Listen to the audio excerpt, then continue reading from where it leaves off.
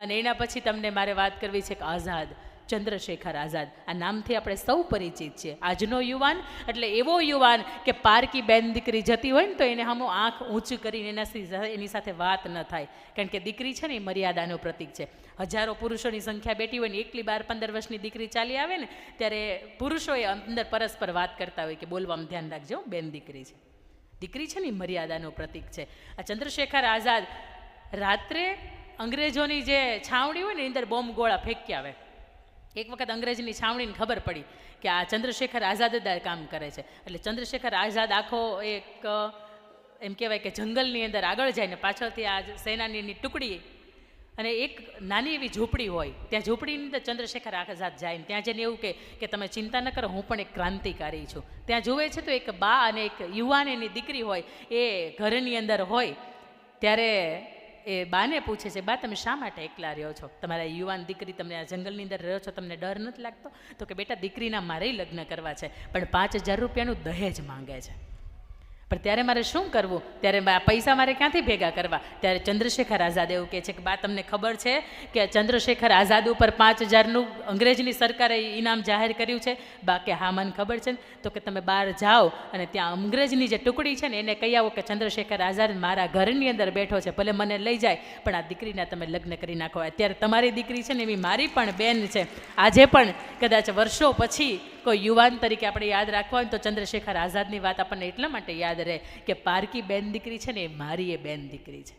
આજે સમાજની અંદર અઘટિત ઘટનાઓ એટલા માટે ખાસ નથી બનતી કે વાસનાઓ વધી ગઈ છે, એટલા માટે વધી ગઈ છે કે મારી ઘરની દીકરી છે, મારા ઘરની બેન છે ને એવી સમાજની અંદર એ ભૂલી ગયા છે કે બીજાની દીકરી છે ને એ તે મારી જ દીકરી થઈ, બીજાની બેન થઈ એ તે મારી જ બેન થઈ. અને પરંતુ આજનો યુવાન છે ક્યાંક નશાની પ્રવૃત્તિમાં ચડી ગયો છે, ક્યાંક વ્યસનની પ્રવૃત્તિની અંદર એ ચડી ગયો છે. અને ખાસ અહીંયા યુવા વર્ગ બેઠો છે ત્યારે મારે કહેવું છે કે નશો શેનો હોય? આ ગુટખા, તમાકુ, પાન, માવો, બીડી, મસાલા, વગડીયો માવો, હવે મને ખબર પડવા મળી છે. હા, લાલ પાણી, લીલું પાણી, માંસ, મટન, ઈંડા, XYZ, હવે જે કંઈ પણ કહીએ, નશો એનો હોય? નશો એનો ન હોય. નશો આપણા બાપ દાદા કુળની ઉજળી પરંપરા છે ને, નશો એનો હોય. નશો આપણે જે સમાજની અંદર જે લેવા પટેલ સમાજની અંદર આપણે જન્મ લીધો છે, નશો એનો હોય. અને નશો ખોડલધામનું જે નિર્માણ થઈ રહ્યું છે, નશો એનો હોય. નશો આપણા સમાજ માટે, સર્વ સમાજ માટે, આપણા સમાજ તરફથી એક હિતનું કાર્ય થઈ રહ્યું છે, નશો એનો હોય. નશો આપણને આવા દાતાશ્રીઓ મળ્યો છે ને, નશો એનો હોય. નશો સમાજ સેવાનો હોય. નશો રાત દિવસ જે આપણા દેશની સરહદે લડતા યુવાનો છે ને, નશો એનો હોય. નશો 75 વર્ષ પહેલાં જે વીરાંગનાઓ જે ખપી ગઈ હતી, જે વીર પુરુષો ખપી ગયા હતા અને એમણે આપણા દેશને સ્વતંત્રતા અપાવી છે, નશો એનો હોય. પણ નશો આ એક જાતની જે પણ પ્રકારની અત્યારે કહેવાય કે પીવાનું ને ખાવાનું આવ્યું છે, નશો એનો ન હોય. પીવા હોય ને તો સરદાર વલ્લભભાઈ પટેલને પીવાય, પીવા હોય ને તો ચંદ્રશેખર આઝાદને પીવાય, પીવા હોય તો રાજગુરુને પીવાય, પીવા હોય ને તો હમીરજી ગોહિલને પીવાય. પીવાવાળા ઘણા એવા વ્યક્તિ છે કે જેના તમે જીવન પી જાઓ ને તો એક પણ જાતનો તમને નશો ન મળે, કારણ કે સાચો નશો છે ને એ આ નશો છે.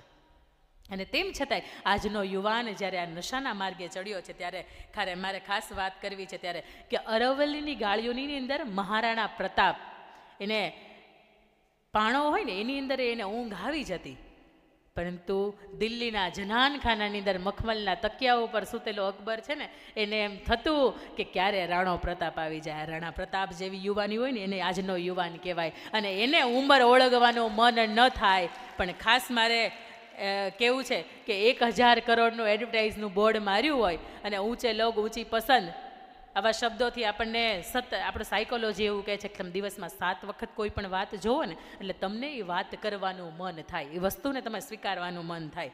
પણ અક્ષય કુમાર પાછા બીજા કયા એની સાથે બે આવે છે તો એ બધા 1000 રૂપિયા 1000 કરોડ લીધા છે ને એટલા માટે આપણી સામે પેલું આપણને બતાવે છે કે વિમલની અંદર દાણે દાણે મેં કેસર કા દમ નાખો જોઈએ, દૂધપાકમાં નાખો જોઈએ, કેસર છે તો નખાય.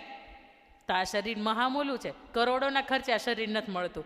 એક દીકરી હમણાં વૃંદા હિરપરા કરીને છે, પટેલ સમાજની જ દીકરી છે અને સ્પાઇનલ કોડ નથી, અને એના માટે જાહેર એક વાત કરી છે કે દીકરી માટે જે કંઈ પણ યોગદાન કોઈ આપી શકતું હોય તો આપો. એના 17 કરોડના ઇન્જેક્શનની જરૂર છે. આ વાત તમે કદાચ સાંભળી હશે, તમને ત્યારે ખબર પડે કે ભગવાન આપણને કેટલા કરોડોનો મનુષ્ય દેહ આપ્યો છે. આપણે ઘરની ગટર હોય ને એની અંદર તમે જોજો મોટો મોટો કચરો હોય ને આપણે ન પધરાવીએ, આપણે ડાયરેક્ટ ડસ્ટબિનમાં નાખીએ. તો હારો નબળો જેમ કેમ ઘંટીની અંદર બધુંય ઓરીએ એને જેમ આ શરીર એટલે એવું વસ્તુ કે બધુંય ઓરાય.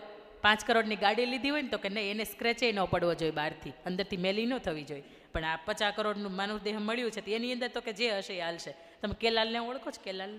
કેલાલ જાદુગરને ઓળખો છો? હા કે ના? અમરેલીના બગસરાના છે કેલાલ જાદુગર.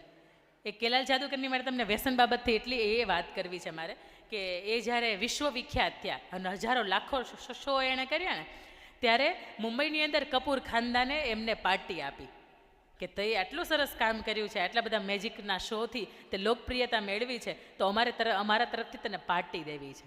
ત્યારે મુંબઈની અંદર બોલિવૂડની દરેક વ્યક્તિઓ હોય ઉપસ્થિત હોય અને ત્યારે એમની વચ્ચે પાર્ટીનું આયોજન કરે છે. ત્યારે શમી કપૂર ને રાજ કપૂર એને એવું કહે છે કે તમે થોડીક લેવાની શરૂઆત કરો ને તો પછી પાર્ટી પીવે, કારણ કે મુંબઈ એટલે બધી રીતની છૂટી, જેમ હમણાં અહીંયા ગિફ્ટ સિટીમાં આપી એવી રીતની છૂટી.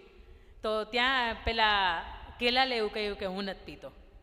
એટલે રાજ કપૂરે એવું કીધું કે તમારે થોડુંક તો લેવું પડશે, એક ચમચી એક ટીપું તો લેવું જ પડશે, અહીંયા ઇજ્જતનો સવાલ છે. એટલે પહેલાં ફરીથી કહ્યું કે હું નથી પીતો. ત્યારે શમ્મી કપૂરે એને નીચે પકડીને નીચે નાખી દીધો અને બોટલ એના મોઢાની અંદર ઘુસાડી અને કહ્યું કે તમારે થોડુંક તો લેવું પડશે. ત્યારે પણ પેલો 2 હાથ જોડીને એવું કહે છે કે નહીં, હું નથી પીતો. ત્યારે રાજ કપૂર એવું કહે છે કે તે તો મારા પપ્પાની, મારા બાપની ઇજ્જત ન રાખી. કપૂર ખાનદાન એટલે કેવડું ખાનદાન, અને તારા માટે મેં પાર્ટીનું આયોજન કર્યું તે એની ઇજ્જત ન રાખી. ત્યારે મારા બાપના સોગંદ કે તારે લેવું પડશે. ત્યારે કેલાલ જાદુગર એવું કહે છે કે હુંય લેતો એક સમયે, પણ મેં મૂક્યા ને ત્યારે મેં મારા હાથ પેઢીના હમ ખાઈને મૂક્યા છે. એટલે અત્યારે કદાચ તો તારા બાપ નહીં, એનાય દાદાના સોગંદ આપે ને તો મારાથી ન લેવાય, આ મૂકી શકાય.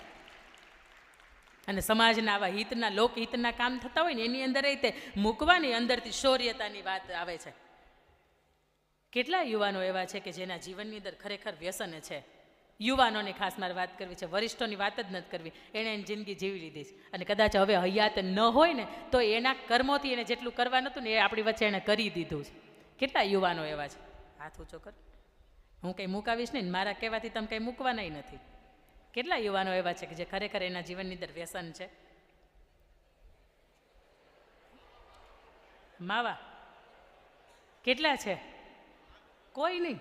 વાહ, તો તાળીઓના ગડગડાટથી વધાવો કે કોઈ નથી? આ કટાક્ષ કર્યો મેં. ઊંચી આંગળી તો કરો, હું ઓલી બાજુ ફરી જાઉં. હે